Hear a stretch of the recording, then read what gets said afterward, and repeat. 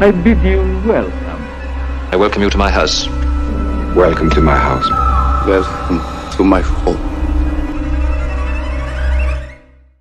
Hello horror hounds and welcome to my horror house. This week I wanted to revisit Splinter, a film I've only seen once but remember pretty much liking it and thought it was ripe for a revisit, seeing as it was released 11 years ago, and surely time can't be moving that fast, can it? That's insane. I will be dead soon. Luckily, not much of the meagre time still allotted to me was taken up rewatching Splinter, which comes in at a punchy 80 minutes, which is, I'd say, a pretty good length for a creature feature. And make no mistake, Splinter is firmly and happily, I'd suggest, entrenched in the monster B-movie creature feature territory. It benefits from an extremely stripped down setup and premise. You've got a young couple attempting a romantic camping trip. You have strong Polly and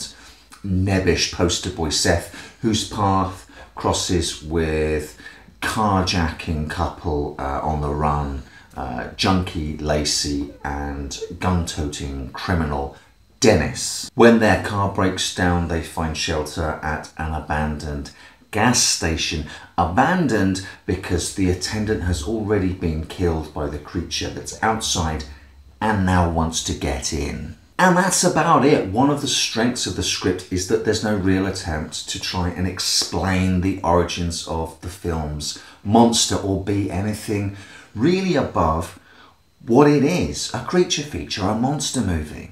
On the way to their campsite at the start of the movie, Polly and Seth pass a site of experimental oil extraction, and that's the only real allusion to any eco element of the film. And I guess these days, if it were being made, it would be a fracking site. Well, I guess the other eco strand that there might be in the movie is that Seth makes a big deal about the age of the woodland in the area that they're going to camp, because the trees are no good for logging. They were allowed to grow and they're so old.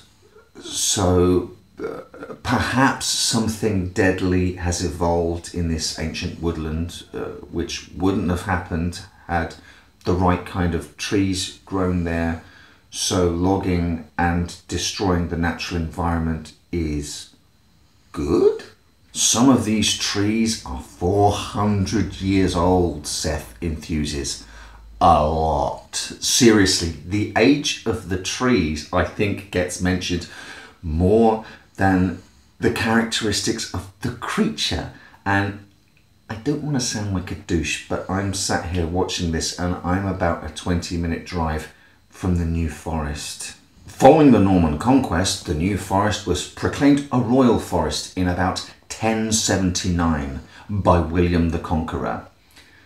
That's the New Forest in the UK, folks. Before we meet our film foursome, we're shown the first attack on the gas attendant. After the opening Chrissy attack in Jaws, it seems that almost all creature features since have to establish the credentials of their monster with an opening scene attack. With Splinter, I do at least like the way that this establishing kill leads you to believe that the creature might be some sort of rabid or infected forest critter or critters, only for the film to take a turn and the actual monster to turn out to be something else altogether. And after this setup, Splinter is basically a sort of single location siege type movie that owes a lot to Night of the Living Dead and The Thing. It's sort of Night of the Living Dead meets The Thing at a gas station. The second attack, the first attack that our cast witness, is far too heavy for me on the hypercuts and the shaky cam for my liking. You don't even realise that Lacey has been killed in the attack until it's all over and the remaining three are locked inside the gas station. I suppose that serves to underscore how sudden and confusing the attack is, how quickly everything goes downhill, to the point where it's only in the moments of taking stock afterwards that you realise one of the group has been killed. Which would be fine if the camera were steadier for the rest of the creature attacks. The shaky cam gets old really quickly. I get that it's a technique to perhaps disguise the fact that it's a man in a suit, and I get that sometimes too much camera scrutiny of a creature can destroy the tension, kill the suspension of disbelief, but there is a fine line, and director Toby Wilkins crosses it far too many times. Dude, you've got a really cool creature. Show it. Let's talk about the creature. When you get a standalone opening screen credit for creature effects, expectations are going to be set high. And I think the infection concept in Splinter is pretty damn good. It sits somewhere between Cabin Fever and, again, The Thing. And the concept of the creature allows Splinter to be both an infection movie and a monster movie. Like I said, the origin of the creature is never pondered upon, and that is one of the film's strengths. It could be as a result of this experimental oil extraction, or it could have been unearthed through that same process, something ancient now brought back to the surface, or heck, the thing could even be an alien life form that hitchhiked here on a meteorite. It doesn't matter. What matters is that even once it's got one tiny spine into you, it will slowly take you over, using the tasty bits of you for nutrients to help it grow, while using the rest, your bones and your muscles, for its own locomotion. You've basically become a puppet for this thing to move about and spread its infection vector, and it will start taking you over before you're even dead, taking control of you limb by limb. So we'll see the creature driving around essentially in dead bodies and bits of dead bodies. We also see the infection take over Dennis's arm, and it will get to a point where his arm is now no longer under his control, bone-breakingly, horribly so. And that section of the film is really good. The bit where his arm's taken over and the subsequent bit where they have to amputate it is extremely grim, because the limitations of your body don't define the beginning and end of this creature.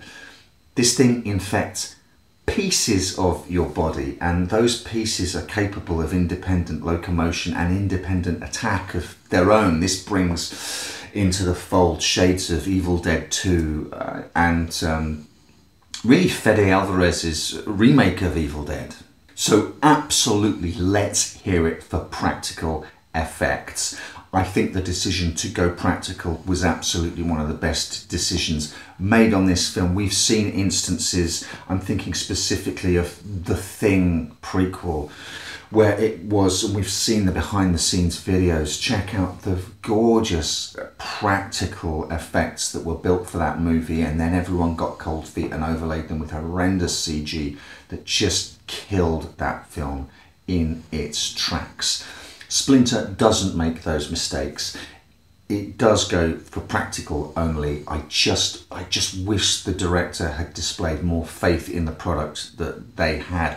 We'd have happily, I think, watched some slightly hokey looking practical effects and still cheered this movie on for what it was trying to do in the visuals it was displaying, rather than trying to hide what you might have had a lack of faith in by shaking the camera around too much. All of the actors do a great job, even though some of the characters might frustrate the hell out of you. Seth is such a cookie cutter beta male type that there will be moments when you probably actively hate him for not showing a spine.